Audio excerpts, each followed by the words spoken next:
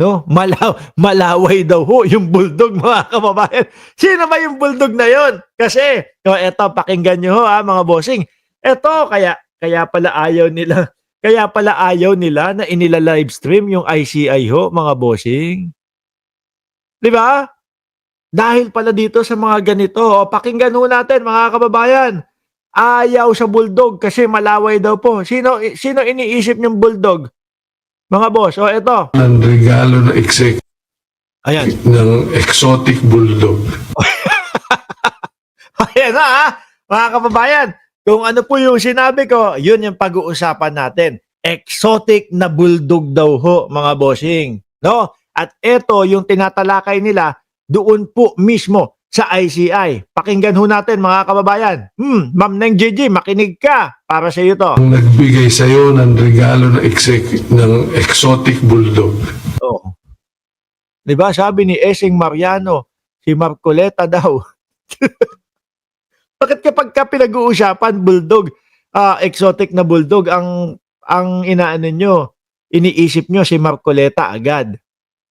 No? Pati pala yung bulldog pinambabayad.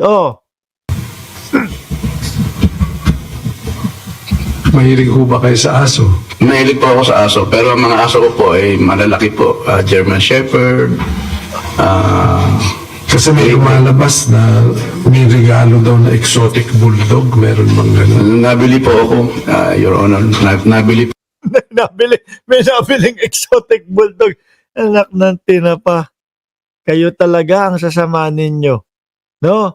Napag-usapan lang yung bulldog, akala nyo naman si Marcoleta na yung pinag-uusapan. Sabi ni Ma'am Neng Gigi, mga bulldog cute. Si Marcoleta hindi cute.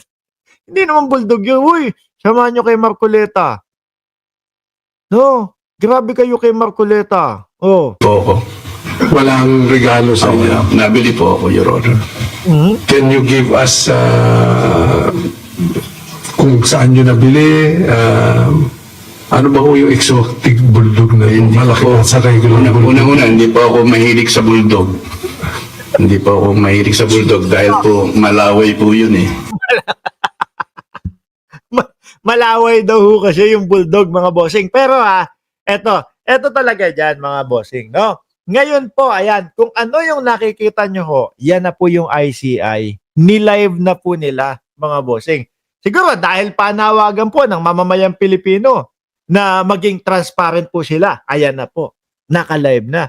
At ang iniiyak naman po ng Iglesia ni Cristo, mga boss Chipamo, sir, nung mga nakarang araw doon sa kanilang mga parali ay ang transparency doon sa hearing ng ICI. Paano yan? Eto na, nilive na.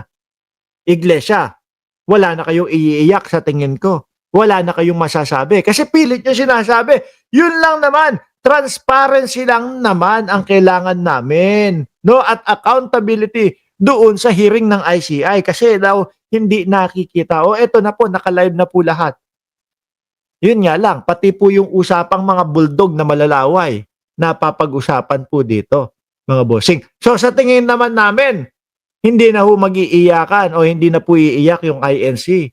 At ititigil na nila yung mga pahiring nila kung talagang eto lang yung gusto nilang mangyari. Ang pagla-live isa publiko ang ICI ho, mga bossing. Di ba? Mac Journal, shout out sa iyo ng Doha, Qatar. Di po ba, mga boss? Yan lang ho yun eh. Kaya ho ako nagtataka, mga kababayan. Ang sinasabi nung Iglesia ni Cristo, accountability and transparency. Sabi ko, nung panahon ni dating Pangulong Duterte, meron pa ang mga secret decision eh. Meron pang mga patago-tago at ayaw ipaalam sa mamamayang Pilipino yung mga tungkol po doon sa mga sa mga salin ng mga politiko eh. Tapos ito sa panahon ni Pangulong Bongbong Marcos, saka sila sisigaw ng transparency daw po ang pinaglalaban nila. Parang may mali. Parang hindi ho natin kasi nakita nung panahon ni dating Pangulong Duterte na nag-rally, nagwelga ang INC at sumigaw ng transparency. Pero dito kay Pangulong Bongbong Marcos, ayan, sino una? Ombudsman, binuksan. Binuksan ng ombudsman yung mga salin ng mga politiko, pinabuksan. Kaya nga po, bumalandra sa atin yung mga 18.8 million na mga salin nila Chis Escudero. Madami, sabi hindi naman kapanipaniwala yung salin ni Chis. Grabe naman yun, para niloloko lang tayo ni Chis Escudero. Mga bossing, ang bahay ho ngayon doon sa mga subdivision, isa lang, bahay at lupa. Siguro, merong mga 200 to 250 square meters.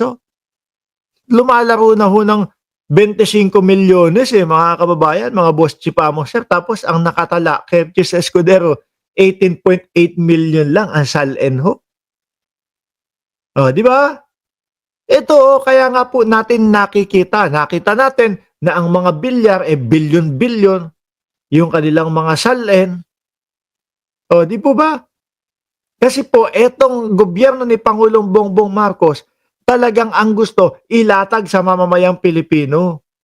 Yung mga katotohanan, ilatag sa mamamayang Pilipino kung ano ang nangyayari sa bansa natin. Di ba, Edelweiss, The Journey, salamat po sa inyong super sticker at salamat din po sa pagiging miyembro ninyo ng ating YouTube channel. So, siguro naman, nasolve na natin o nasolve na ang problema ng INC. Ayan, Yan nga lang, uulitin ko. Siguro hindi okay kay Marcoleta itong mga pinag-uusapan. Sabi ni Mr. White, forever, live po ba ito? Nakaisa ka na naman, Mr. White, ha? Shout out lang yan, no? Shout out sa iyo, Mr. White. Di ba, mga kababayan? Sabi ni Eseng Mariano, maraming binigay na pabor si Dingongyo sa ICC, sa INC, kaya tikom ang bunganga ng mga gunggong. Ako talaga, mga boss, yung sa mga nakita ko na mga parali po ng INC, eto lalo na yung mga nakaraan mga bossing. Ako, ang paniwala ko talaga doon is political rally yun. At the same time, may mga pagpapabagsak sa kay Pangulong Bongbong Marcos. Kasi mga bossing, yung kay Amy Marcos na nga lang Di ba? Yung kay Amy Marcos na nga lang mga kababayan pagbaba ni Amy Marcos doon sa entablado, kinamayan, inakap, parang nagpalakpakan pa sila. Di po ba? Hindi talaga ako naniniwala doon sa sinulat nila o doon sa ipinaparating nila na etong rally na ito ay para sa transparency at accountability. Mas nanaig po talaga yun, mga bossing yung tipong mas nanaig po, mga kababayan, yung pagpapabagsak o gustong mapatalsik si Pangulong Bongbong Marcos. Kaso mga boss, dumalawang araw na yung kanilang rally. Hindi nangyari yung inaasahan o gusto nilang mangyari na sumama sa kanila ang Armed Forces of the Philippines. Di ba? Kaya, 2 days na, mukhang wala talagang pag-asa na sasama itong militar sa atin. Pack up na tayo. Napapagod na lang tayo dito Sabi ni Lina Beth, binaraw, tama ka Mark, noong panahon ni Digong, totally no transparency at all, pero never na nagrally para kalampagin ang Duterte administration. Correct?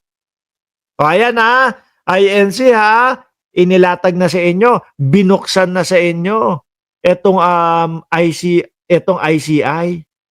Di ba? Kaya lang, uulitin ko, talagang makakarinig tayo kahit po bulldog na naglalaway, mga bossing.